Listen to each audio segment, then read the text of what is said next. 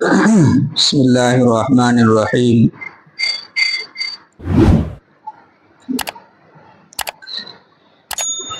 الحمد للہ رب العالمین، والصلاة والسلام علی خاتم الانبیاء والمرسلین، صلی اللہ علیہ وعلی آلہ واصحابہ اجمعین۔ اما بعد،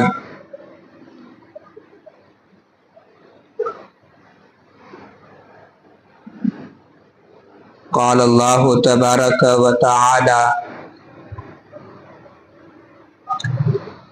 یا ایہا الذین آمنوا من یرتد منکم عن دینہ فسوف یأتی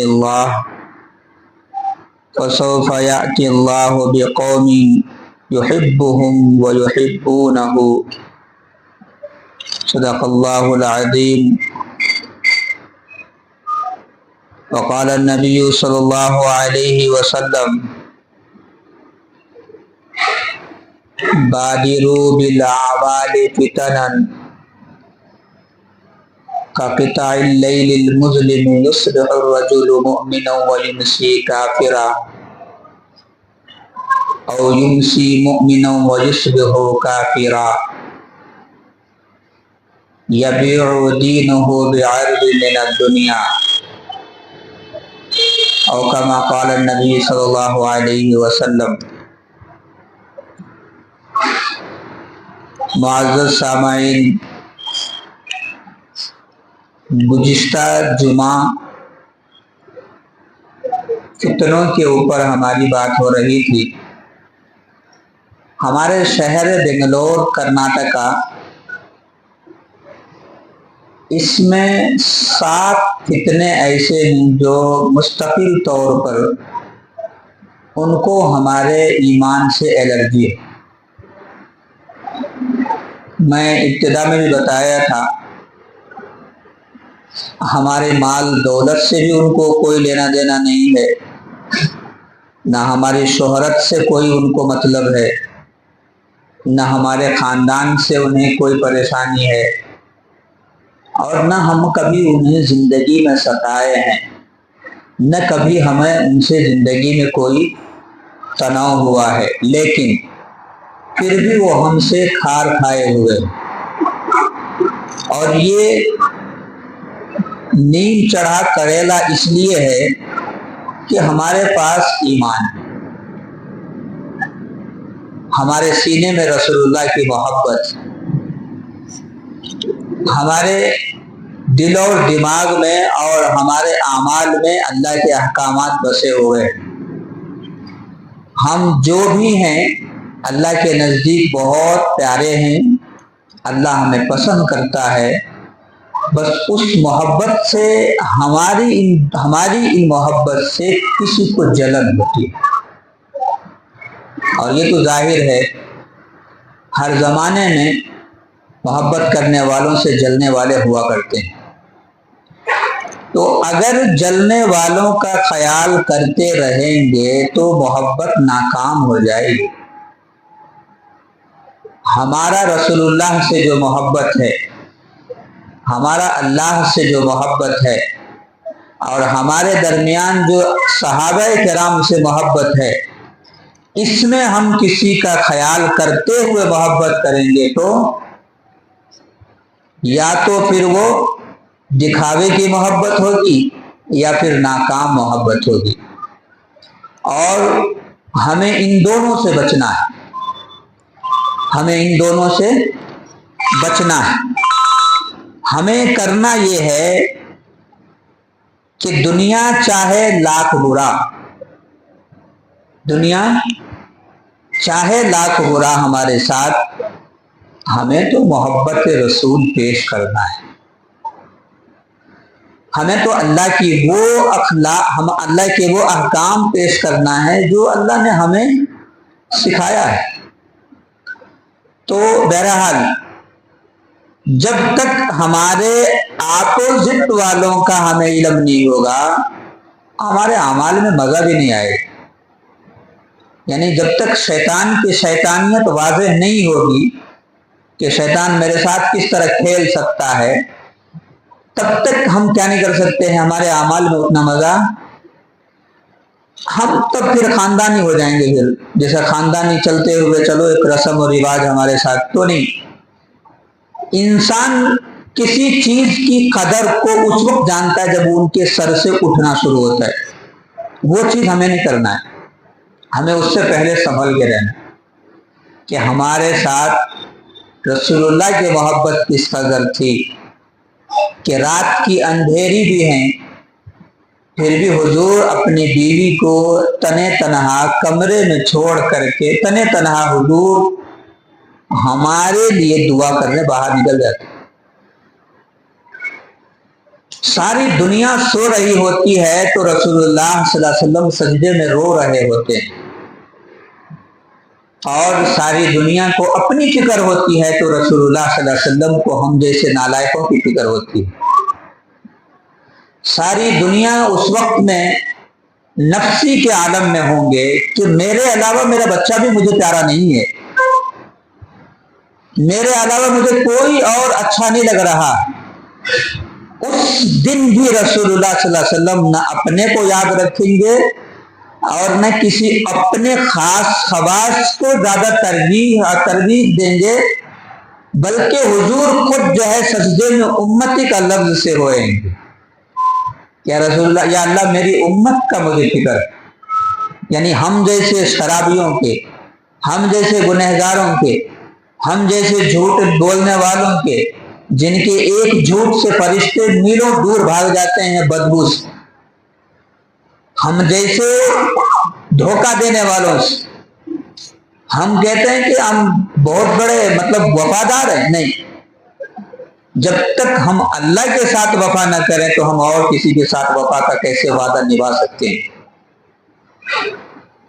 کوئی کہتا نا کہ بھائی لڑکیاں جو ہے اپنے ماں باپ کو چھوڑ کے چلی جاتی ہے تو سامنے والا کیا کرتا ہے، اس کا موقع کا فائدہ اٹھا کر کے وہ لڑکی کو بھی چھوڑ جاتا ہے، اب دوسری کی طرف وہ قدم اٹھاتا ہے تو اس وقت ان کے پاس کچھ کہنے کے لیے اور نہیں ہوتا تو کیا کہتا ہے، جو لڑکی اپنے ماں باپ کے نہیں ہو سکتی وہ میرے جیسے ہو سکتی ہے بولتے، اس لیے اب اس کی بیچاری کے نہ عزت رہی نہ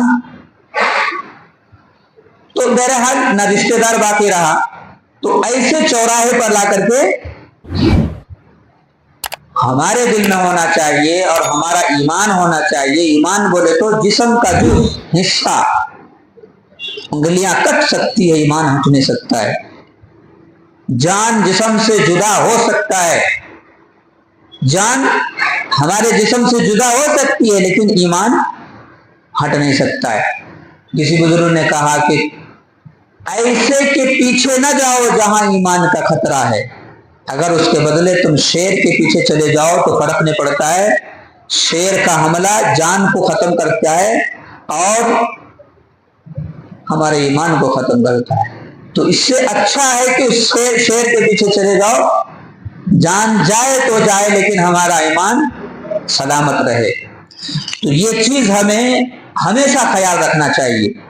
دنیا کے ہر چیز بعد میں ہے، پہلے رسول اللہ کی عزت ہمارے لیے، دنیا کی ہر چیز بعد میں ہے، ہر چیز سے مطلب ماں باپ بھی بعد میں ہے، سب کچھ، میری جان بھی بعد میں ہے۔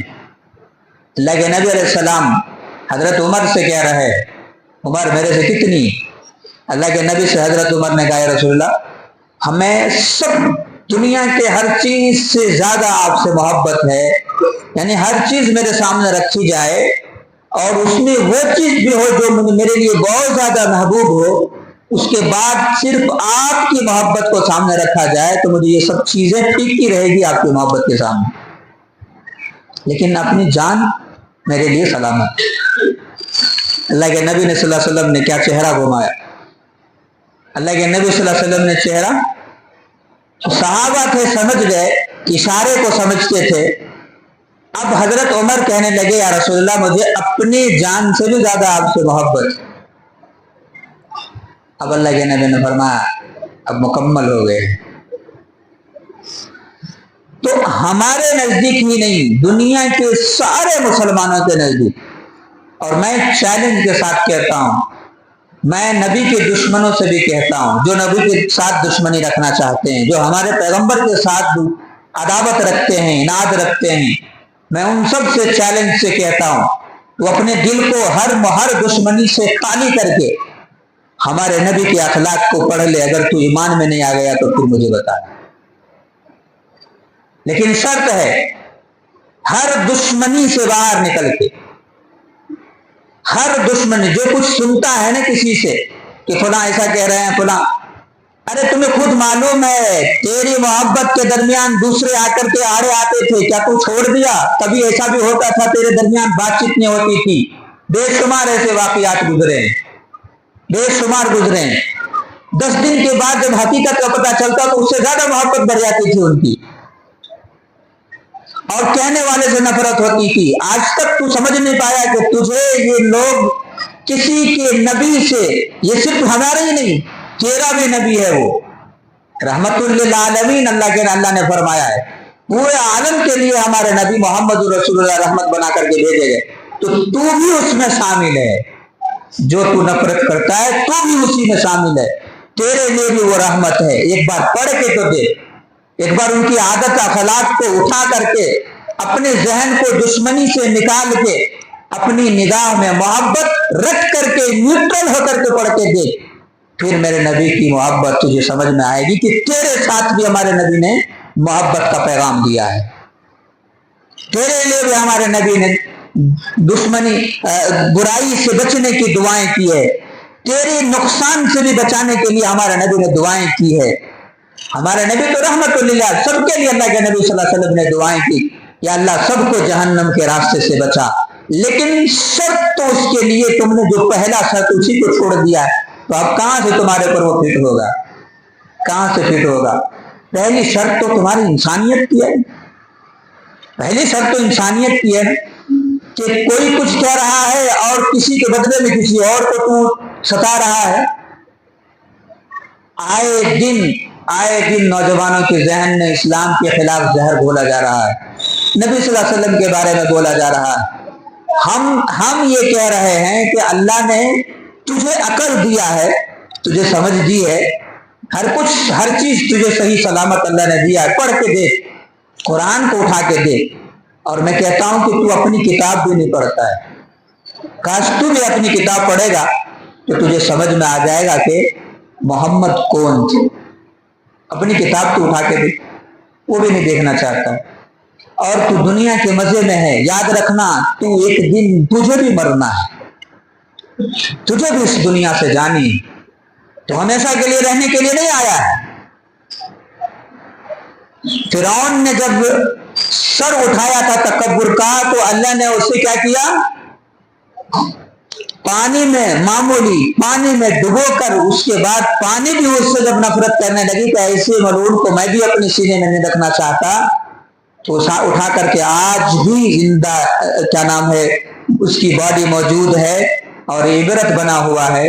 کبھی موقع ملے تو جا کے دیکھ کے آنا اسے کہ فرعون کی باڈی کس طرح سے آج بھی پڑا ہوا ہے، اور اس کو عبرت بنا کر کے اللہ نے چھوڑ دیا ہے۔ اتنا بڑا فرعون بننے کی کوشش کر رہا، مرنا ہے، تجھے بھی مرنا ہے۔ ہر ایک روز کے، ایک لمحے کے الفاظ کے، ایک آدمی کے ستانے کا حساب دینا پڑے گا۔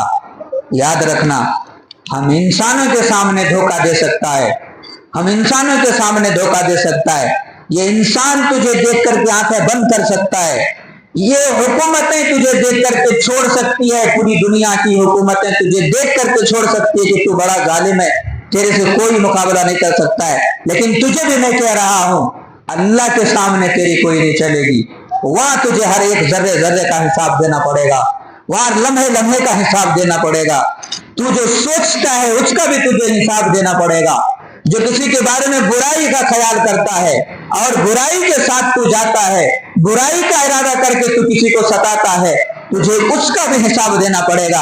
اور یاد رکھنا، میرے نبی نے فرمایا، کوئی چاہے وہ کوئی بھی آدمی ہو، پوری دنیا کے انسانیت سے یہ بات کہہ رہا ہوں، کوئی بھی کسی کی ماں اور بہن کی طرف آنکھ اٹھا کر کے دیکھے گا، ہاتھ اٹھا کر کے دیکھے گا، اس کو دنیا میں اپنے بہن سے بدلہ دلا کر کے اس کو یہ کرنا پڑے گا اور آخرت میں تو اس کے لیے حساب دینا ہی دینا ہے۔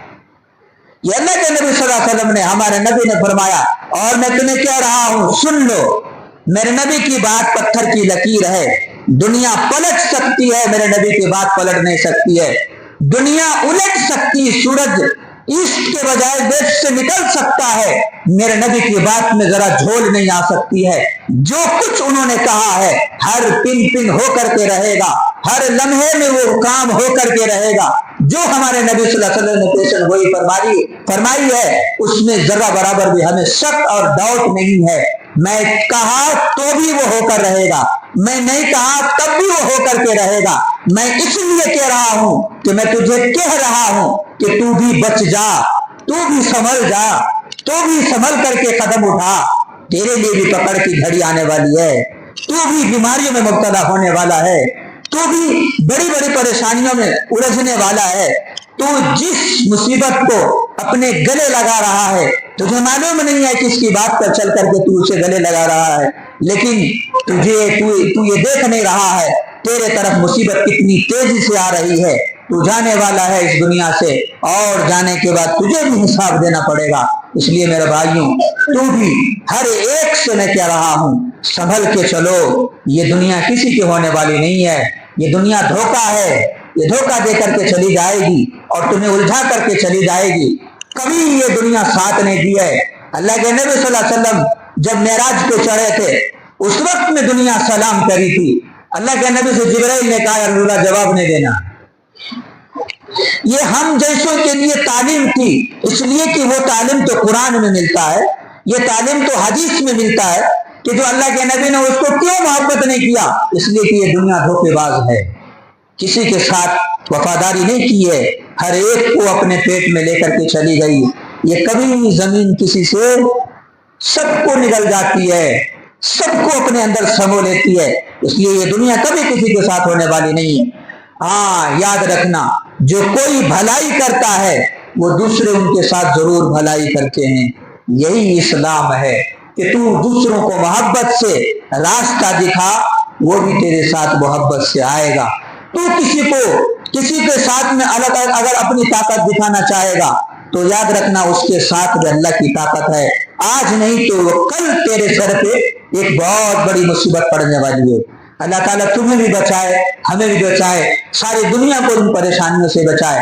میں آپ کے سامنے ایک فتنہ جو چل رہا ہے اس کا تذکرہ کرنے کے لیے آیا تھا کہ ابھی ہمارے شہر میں، ہمارے شہر کرناٹکا کے اندر جو ہے ایک فتنہ چل رہا ہے، فتنہ ہے گوہر شاہی کے نام سے، جس کو ہمارے کرناٹکا کی حکومت نے ارسٹ بھی کی ہے، اور کئی لوگ جو ہے اس میں جا بھی رہے ہیں، ارسٹ ہو رہے ہیں۔ اور یہ میں شروع میں بتایا تھا میں آپ کو، میں اس کی تفصیل سے آپ کو بتا رہا ہوں، سنیے۔ یہ ایک شخص تھا گوہر علی شاہ، جو پہلے کشمیر میں پیدا ہوا، کشمیر جو ابھی ہمارے ہندوستان میں، تو وہاں اس وقت میں ہندوستان کے اندر اور جو ہے انگریزوں کی حکومت تھی، انگریزوں کی حکومت تھی، تو پورے ہندوستان کے اوپر ان کا تسلط تھا۔ کشمیر میں گوہر علی شاہ 2 آدمی کو قتل کر دیا اور یہاں سے بھاگ گیا، بھاگ کر کے راول پنڈی چلا گیا، جو آج پاکستان میں ہے اس وقت ہندوستان کے اندر تھا۔ تو انگریز حکومت کی جو پولیس تھی یہ ان کو تلاش کرنے لگی، جیسے ہی تلاش کرتے کرتے ان کو پتا چلا کہ راول پنڈی میں نالا لائی کا گھر میں جا کر کے قیام کر لیا تھا، وہ ٹہر گیا تھا، کوئی دوستی تھی یا پہچان تھا اس کے اندر، اس کے یہاں جا کر کے ٹہر گیا۔ اب وہاں رہتے ہوئے جب حکومت کو پتا چلی کہ یہ پاکستان کے راول پنڈی کے اس گھر میں جا کر کے ٹہرا ہے یہ قاتل، تو اسے پکڑنے کے لیے پولیس وہاں پہنچ گئی۔ جب پولیس وہاں پہنچی اور ان کو تلاش کرنے لگی تو یہ اپنے آپ کو چھپانے کے لیے بابا کا بھیس ڈال لیا۔ کیا ڈال لیا؟ ایک درویش کا بھیس بنا لیا اپنے آپ کو، چادر اوڑھ لیا، پگڑی ڈال لیا، داڑھی بڑھا لیا، ہاتھ میں لکڑی لے لیا، جو بھی درویش کا ہوتا ہے کہ بھائی دیکھنے کے بعد لوگ کہے گا کہ ہاں یہ تو معصوم آدمی ہے، اس سے کچھ نہیں ہو سکتا ہے، یہ کیا نام تسبیح پڑھنے والے یا مالا جپنے والے ہیں، ان سے تو یہ ایسا اپنے آپ کو حلیہ بنا لیا۔ اور وہاں سے یہ کیا کیا، ایک جنگل ہے ابھی بھی وہ جنگل کو کیا کیے ہیں، آبادی بنا دیے ہیں. وہ جنگل کا نام ڈھوک گوہر تھا. اس جنگل میں جا کر کے یہ بس گیا، یعنی وہاں جا کر کے ٹھہر گیا. اب وہاں جانے کے بعد اس کے پاس کوئی رہنے کے لیے کوئی سہولتیں نہیں تھی. تو بابا تو بن کے آیا تھا اور جنگلی لوگ تھے وہاں رہنے والے. اور جنگلی کے پاس شہری آ گئے تو شہری چالاک ہوں گے یا جنگلی چالاک ہوں گے؟ تو جنگل کے لوگ تو معصوم ہوتے ہیں نا، بالکل ایک دم لاٹھی لو، جنگل میں جو بھی جانور ملتا ہے لے کے بھگاؤ، پکڑو، کھاؤ اسے، ایسا ہی ہوتا شکاری. اور یہ تو ہوشیار قسم کے ہوتے ہیں، دماغ لگاتے ہیں کہ وہاں جال لگاؤ، یہاں پر پھندا لگاؤ اور یہاں سے کھانا ڈالو، آ کر کے خود پھنس جائے گا، پکڑ کے کھا لیں گے. تو یہ شہری ہے، تو یہ دماغ چلاتے ہیں اور وہ اپنا جسم کی طاقت لگاتا ہے. تو بہرحال ایسے ہی جنگل کے لوگ جو تھے ان کو دیکھے تو تھوڑا قریب ہونے لگے. قریب ہوتے ہوتے اب یہ دیکھا کہ میرے پاس لوگ آ رہے ہیں، تو اب یہ اپنے آپ کو بند کر کے صبر کر کے، اچھا معلوم تھا ان کو، بیٹھ کے اس کے بعد دعا تعویذ کرنا شروع کر دیا. بہت آسان طریقہ ہے، یہ کہیں بھی بیٹھ کر کے کر سکتے ہیں، کوئی انویسٹ کی ضرورت نہیں ہے، وداؤٹ انویسٹ کا انکم ہے اس میں. میرے ایک دوست تھے یہیں پر، شاید آج وہ نہیں آئے، تو وہ کہہ رہے تھے کہ میری بھانجی کی طبیعت میں کسے نہیں دکھایا، پیسے سب لیتے ہیں، کام کہیں نہیں ہوتا. اللہ کے نبی ہمیں ہر دعا سکھا کر کے گئے، ہمیں ہر جادو ٹونا نظر بد سب سے بچنے کا طریقہ ہمارے نبی بتا کے گئے. بدقسمتی سے ہم اس کی طرف توجہ ہی نہیں کرتے، اس لیے ہم کسی کے دامن پکڑے رہتے ہیں. وہ ایک تعویذ بنا کر کے دے دیتے ہیں، اب وہ لے کر کے اس کے بعد ماشاءاللہ آپ صحیح ہوگا. یہ تعویذ کے نام پہ بھی کتنا چل رہا ہے ہمارے یہاں. اور وہ کہتا ہے کہ تم دعا کرنے کی ضرورت نہیں ہے، یعنی نبی دعا کرتے کرتے الٹا لٹک گیا، دعا قبول نہیں ہوگی، نعوذ باللہ. ایسی بات کہہ رہا ہے، تمہیں صحت اور شفا ہونا تو میرے پاس ہو، میں تمہیں دیتا ہوں لکھ کر کے. دنیا کے کوئی علاج دوائیں نہیں کرنا ہے، میرے پاس آؤ، قرآن میں شفا رکھا ہے. قرآن کا نام لے کر کے پھر اس کے بعد گمراہ کر رہا ہے. تو یہ بابا کیا کیا، وہاں بیٹھ گیا، کہاں؟ ڈھوک گوہر کے جنگل میں. اب وہاں بیٹھنے کے بعد یہ دعا تعویذ شروع کیا. اب اس کی بزنس اچھی چل گئی. کہاں؟ پاکستان میں. چلتے چلتے چلتے چلتے ماشاءاللہ اچھا مالدار، اور اتنا بڑا ہو گیا کہ وہاں کے جو لوگ تھے خوشی سے ان کو، جیسے وہ جنگل کا پورا حصہ تھا، آدھا جنگل اس بابا کے حوالے کر دیے، پورے آدھے کے آدھے جنگل اس کے حوالے کر دیے. یہ آستی آپ کی ہے. کوئی آدمی آج اس وقت میں لوگوں کی بھلائی کرنے کے لیے چھوٹی سی آفس اوپن کرتا ہے تو اس کے لیے جگہ نہیں ملتی، کہیں بھی نہیں مل رہی. لیکن ایسے لوگوں کے لیے ہمیں آندھرا کا علاقہ، ہمیں جو ہے وجے واڑہ کا علاقہ، یہاں ہمارے یہاں گدک ہے، وہاں جا کر ان سب علاقوں میں جا کے دیکھیے ماشاءاللہ چھوٹی چھوٹی دکانیں بنے ہوئی اور سامنے تعبیر لکھا ہوا ہے، لگا ہوا ہے، اور باقاعدہ وہاں لٹکے ہوئے رہتے ہیں، بھائی اس کا اتنا دام، اس کا اتنا دام، اس کا دام، الگ الگ کوالٹی کی تعبیر. سب کے اوپر باقاعدہ 150 کی تعبیر دی ہے، اس سے اتنے در کا فائدہ ہوتا ہے. یہ چیز ہمارے دلوں کے اندر کیوں بستا جا رہا ہے؟ اس لیے کہ ہمیں اپنے رب کے کلام سے بھروسہ ہٹتا جا رہا ہے. ہم قرآن پڑھ رہے ہیں، ہماری عمر کتنی ہو گئی، میں اپنے دل پہ خود اپنے دل پہ ہاتھ رکھ کے دیکھیے کہ میری زندگی اتنی ہو گئی ہے، کیا کبھی ہم نے روزانہ کوئی ایک سورہ، چلو سورہ واقعہ ہی سمجھ لے، جس سے گھر میں برکت کے لیے اللہ کے نبی نے فرمایا کہ جو کوئی گھر میں سورہ واقعہ روزانہ پڑھے گا اس کے گھر میں کبھی پکڑو پھاکا نہیں آ سکتا. کبھی ہم نے سورہ واقعہ کی تلاوت پوری زندگی اب تک کی ہے؟ ہمیں تعویذوں پہ یقین ہے صاحب. خیر اللہ حفاظت فرمائے، یہ الگ ٹاپک ہے. تو یہ بابا کیا کیے، وہاں سے شروع کیے تعویذ. ہوتے ہوتے ان کو ایک الگ جنگل کا حصہ دے دیے، تو اس کا نام بھی اس نے کیا رکھ دیا؟ ڈھوک گوہر علی شاہ کے نام سے آج بھی وہ جنگل موجود ہے، راولپنڈی. اب یہ شخص جو ہے وہیں سے اپنا چلتے چلتے کارنامہ کرتے رہا. اس کے بعد ان کی اولاد ہوئی، ان کی اس کے بعد ایک اولاد ہوئی، پھر تیسری اولاد ہوئی، چوتھی اولاد ہوئی، پانچویں اولاد میں ایک آدمی آیا جس کا نام تھا ریاض احمد گوہر شاہی. یہ بھی اپنے آپ کو اس کے طرف گوہر شاہ، ڈھوک گوہر شاہ کے طرف منسوب کرتے ہوئے ریاض نام تھا، गोहर शाही उसके निस्बत से जोड़ लिया और ये मुगल खानदान का था। खुद लिखता है मैं मुगल खानदान का, सैयद भी नहीं, मुगल खानदान से ताल्लुक रखता था और ये उसी जगह में रहने लगा। अब ये जरा थोड़ा बड़ा हुआ तो मैट्रिक किया। मैट्रिक करने के बाद वो जो क्या नाम है गैरेज का काम होता है, वेल्डिंग वगैरह का काम शुरू किया था। लेकिन उसमें कितना फायदा होता है, मेहनत करे तो होता है, नहीं तो। अब ये अपने दादा परदादा, पांचवें पुष्प पीछे जो दादा थे, परदादा, सकरदादा के लकड़दादा, उनकी तारीफ जब इनको मालूम हुआ कि काफी इतनी बड़ी जगह मिली है ना, हमें कहीं तो छोड़ना, ये इतना बड़ा ऑफर, इतनी चुपके जा करके इसमें जाना, ये वेल्डिंग करना, इन्हें भी क्या करा, उस उम्र में अब जो है दरगाह में जाना शुरू किया कि किसी दरगाह से मुझे क्या हो जाए, बाबा होने का सर्टिफिकेट मिल जाए। ये मुरीद बनने की कोशिश करने के लिए दरगाहों का चक्कर लगाया। कोई दरगाह वालों को नहीं दिए उनको अपना बाबा नहीं बना, मुरीद नहीं बना, क्योंकि उस वक्त में जो रहने वाले थे ना, उनका भी ईमान बड़ा मजबूत था। वो बड़े अमानतदार थे, बड़े अमानतदार थे। कोई आ रहे हैं भाई किसी निस्बत से, तो उनको क्या करते थे, ईमान सिखा करके भेजते थे। तो इसी तरीके से ये क्या किया, पूरे इलाके में घूम करके किसी के पास भी जब इनको बैक नहीं मिली तो ये अपना एक कहानी बनाया।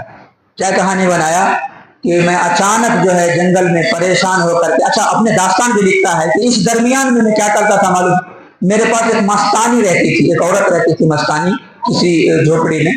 तो कभी कभी परेशान हो जाता था तो उनके पास चले जाता था और मस्तानी उसे भंग पिलाती थी। ये खुद अपनी किताब में लिख रहा, मैं नहीं कह रहा हूं। भंग कहते हैं नशे आवर चीज को, जो अपने यहाँ शराब देते हैं और वो भंग पीता। तो मस्तानी इसे भंग पिलाती थी तो वो कहता था कि मस्तानी तेरे पास आता तो बड़ा सुकून मिलता है। बीवी नहीं थी वो, कोई रिश्तेदार नहीं थी वो, उनके पास जाता तो सुकून मिलता था। और उन्होंने खुद लिखा है कि कभी कभी मस्तानी मुझे अपने सीने से लगा लेती थी। और लिखा है आगे कि ये भंग पी करके मुझे इतना मजा आता है, इतना जायकेदार शरबत है, ये खामखा हमारे उलमा हराम कर दिए इसको। उलमा हराम करेगा ये, खामखा के उलमा हराम कर दिए, वरना तो बहुत मजे का शरबत है, ये पिए तो इबादत में मजा आता है। ये चीज है ईमान से हटाने का, ईमान दिखाकर भंग पी करके। तो बहरहाल उसने लिखा है कि जब मैं परेशान होकर के जंगल की तरफ निकला था, सहवन शरीफ नाम है जंगल का, सहवन शरीफ के जंगलों की तरफ जब निकला तो एक पहाड़ के करीब गया तो एक गधा मुझे मिला। अचानक गधा जाहिर हुआ, गधा तो मालूम है ना, एक गधा जाहिर हुआ। अब मैं उसे इग्नोर करके जब चलने लगा तो वो मेरे साथ साथ चल रहा। मैं चलता हूं तो गधा भी चलता है, मैं रुकता हूं तो गधा भी रुक जाता है। ये अजीब गधा है जो समझदार है। मैं थोड़ी दूर चल करके रुक गया तो गधे पे जाकर के रुक जाता है। मैं थोड़ी दूर जाकर के मैं खड़ा हो गया तो गधा सामने से आकर के मेरे सामने खड़ा हो गया। अब खड़ा ही नहीं हुआ, गधा मुझे देख करके मुस्कुराने लगा। ये खुद लिखता है अपनी किताब में, गधा मुझे देख करके मुस्कुराने लगा। थोड़ी देर के बाद गधा मुझे आंख में मारने लगा। अब गधा कुछ मंत्र पढ़ रहा था, मैं यानी अपनी होठों को हिला रहा, मतलब किस तरह से इसने जो है बनाया है देखो, लोगों को समझाने के लिए। और अल्लाह हिफाजत फरमाए, हमारे यहाँ के लोग मान रहे उसे। गधा अपनी होठ हिला रहा था, यानी मंत्र पढ़ रहा था। तो मैं अचानक, मुझे ख्याल नहीं आया और मैं उसको पीठ पे सवार हो गया। अचानक मुझे समझ में नहीं आया, मैं अचानक खींच करके उसके ऊपर सवार हो गया। गधा का मंत्र इतना खतरनाक, तो फिर बाबा साहब की तावीज में कितना असर होना चाहिए। अब ये कह रहा है कि मैं थोड़ी देर के बाद ये गधा मुझे आसमान में लेके उड़ गया। आसमान में उड़ा तो पर भी नहीं है गधे के, बगैर पढ़ के उड़ रहा है। और मैं उड़ करके पूरा पाकिस्तान देखा, मुझे अल्लाह पूरे पाकिस्तान दिखाया। और जिस नाली के ऊपर से मैं गुजर करके आया था, फिर मुझे गधा उसी नाली पे लाके छोड़। असल ये कहना चाह रहा था اس کے مرید نے کہا کہ اصل گدھا نہیں تھا وہ، جیسے رسول اللہ صلی اللہ علیہ وسلم براق پر سوار ہو کر کے آسمان پہ کہاں سے لے کر کے کس طرف جا کر کے جوڑ رہا ہے، ایسے اللہ نے گدھا مجھے براق بنا کر کے بھیجا تھا، نعوذ باللہ۔ اور یہ شان میرے نبی کے علاوہ کسی نبی کو جب نہیں ملی تو ایسے شیطانوں کو ملے گا۔ اب یہ کہہ رہا ہے کہ میں گھوم کر کے جب میں آیا تو اب میں گدھا غائب ہو گیا، اچانک میں چھوڑ کر کے گدھا غائب ہو گیا۔ اب غائب ہو جانے کے بعد مجھے کوئی تو اپنا مرید نہیں بنایا، میرا کوئی شیخ نہیں تھا، تو مجھے پیشاب ہے۔ میں جب پیشاب کرنے کے لیے گیا تو اچانک میرے پیشاب کے قطرے میرا شیخ نظر آیا، اچانک میرے پیشاب کے قطرے میرا شیخ نظر آ گیا۔ اب آپ بولیے جب وہاں جاتے تو کیا پڑھتے ہیں؟ اللہم انی اعوذ بک من الخبث والخبائث، یہاں جاتے ہیں تو پڑھتے نا، کیوں؟ وہاں شیطان ہوتا ہے۔ تو اس میں کون نظر آتا ہے؟ یہ پیر صاحب کو اپنا پیر جب پیشاب کے خطرے میں نظر آیا تو آپ سوچ کے دیکھیے کہ وہ انسان ہوگا یا شیطان ہوگا؟ بولیے بھائی، شیطانی ہوگا نا۔ تو جس کا پیر شیطان ہو وہ تو دعوت بھی شیطانی کا دے گا۔ اب چلتے چلتے چلتے چلتے یہ اپنا سارا کہانی اسی میں سنایا۔ ایک کتاب ہے ان کی روحانی سفر، روحانی سفر انہی کی کتاب ہے، میرے پاس موجود ہے۔ یہ اپنی کتاب میں صاف لکھا ہے یہ سب چیزیں۔ اس گدھے کا اثر میرے ساتھ اتنا رہا کہ میں 20 سال سے لے کر کے 30 سال تک، یعنی بیچ میں جو ہے 10 سال کا وقفہ، نماز چھوٹ گئی، جمعہ تک نہیں پڑھتا تھا میں۔ کمانے کا دھن اتنا سوار ہوا کہ حلال و حرام کی تمیز بھول گیا تھا۔ یہ خود کہتا ہے۔ مجھے مجلسوں سے، یعنی نیک لوگوں کی مجلسوں سے نفرت ہونے لگی، مجھے اللہ والوں سے نفرت ہونے لگی، تنہائی پسند ہونے لگا۔ اور اسی درمیان میں یہ کہتا تھا کہ شراب حلال ہے، لڑکیاں حلال ہے، پاؤں دبوانا جائز ہے، مصافحہ کرنا عورتوں سے درست ہے، سینے سے لگانا درست ہے۔ اسی لیے کہا کہ مستانی اماں کبھی کبھی میرے سینے سے لگ جاتی۔ یہ شخص وہاں سے ڈرتے ڈرتے جو ہے، ابھی اس کے داستان وقت ہو گیا ہے، ابھی اس کا داستان ہے، انشاءاللہ میں آئندہ آپ کو سناؤں گا اس کے بعد سے اس نے کیا کارنامہ انجام دیا ہے۔ اور اس وقت میں اسی پاکستان کی ایک تنظیم چل رہی ہے MFI کے نام سے، MFI مہدی فاؤنڈیشن انٹرنیشنل۔ یہ ایک گروپ چلا رہا ہے آن لائن یوٹیوب کے ذریعے سے، جس میں ہمارے مسلمان بھائی بہن معصومیت کی وجہ سے ان کے حوالے ہو جا رہے ہیں۔ یاد رکھیے وہی لوگ دامن گیرے سے گرفتار ہو رہے ہیں۔ جو کوئی بھی اس کی تصویر اپنے گھر میں رکھے گا، جو کوئی بھی اس گروپ سے جڑ کر کے کام کرے گا، جو کوئی بھی اس MFI کی تنظیم سے اپنے آپ کو جوڑے گا، وہ کوئی نہیں بچے گا، سب اندر جانے والا ہے۔ یہ دنیا کی حالت بتا رہا ہوں، ایمان تو گیا ان کا۔ ہماری کوشش یہ ہے، ہم ہر جگہ مسلمانوں سے، اپنے بہنوں سے، بھائیوں سے پرزنٹیشن لگا لگا کر کے کہہ رہے ہیں ان مصیبت سے بچو، یہ تمہارا ایمان بھی لے جائے گا اور تمہارا دنیا بھی لے کر کے چلا جائے گا۔ اور آج جو ہے دوسرے ممالک میں تو بینڈ ہوتا جا رہا ہے، ہمارے ملک میں چونکہ معلوم نہیں ہونے کی وجہ سے ایسا ہوا ہے۔ میں سلام کرتا ہوں ان صاحب ہمارے کرناٹکا کی حکومت کو کہ جنہوں نے یہ اقدام کیے ہیں، اور میں کہہ رہا ہوں سارے مسلمانوں سے، کرناٹک کے ہر مسلمانوں سے کہہ رہا ہوں، اس مصیبت اور فتنے سے بچو، ورنہ تمہارا گھر بھی نہیں بچے گا، تمہارے بچے بھی نہیں بچیں گے۔ اور یہ اتنا کریٹیکل مسئلہ ہے کہ جو اس تنظیم سے اس ملک کی تنظیم سے جڑ کر کے کام، کتنا خطرناک کام ہے۔ ہمارے بھائیوں کو سمجھا کر کے ورگلا کر کے ان کا دماغ خراب کر کے ایک الگ ٹیم بناتا جا رہا ہے، ایک الگ جماعت بناتا ہوا جا رہا ہے، اور کیا سکھا رہا ہے، کیا چیز کی تیاری کرا رہا ہے، ہمیں پتہ نہیں چل پا رہا ہے۔ اس لیے ہم سب سے کہہ رہے ہیں ایسی مصیبت کسی کے گھر میں بھی ہو، पहली फुर्सत में मालूम नहीं है, तौबा करो, निकाल के फेंको, जला के राख करो, वरना तो तुम दुनिया में भी फंसोगे, तुम्हारे बच्चे फंसेंगे, तुम्हारी वजह से तुम्हारे बच्चे मुसीबत में अटक जाएंगे। इसलिए मैं कह रहा हूं कानून का शिकंजा बड़ा खतरनाक होता है और इसका हाथ भी बड़ा लंबा होता है। इसलिए इस कानून के दायरे में रह करके हमारा मुल्क हमारे मुल्क के लिए बेहतर है, हमारे कानून हमारे लिए बेहतर है। हम यहाँ रह करके इस्लाम के ऊपर अमल करेंगे, रसूलुल्लाह की सुन्नत पर अमल करेंगे। हम दूसरे की मुल्क की तंजीम यहाँ क्यों चलाएंगे?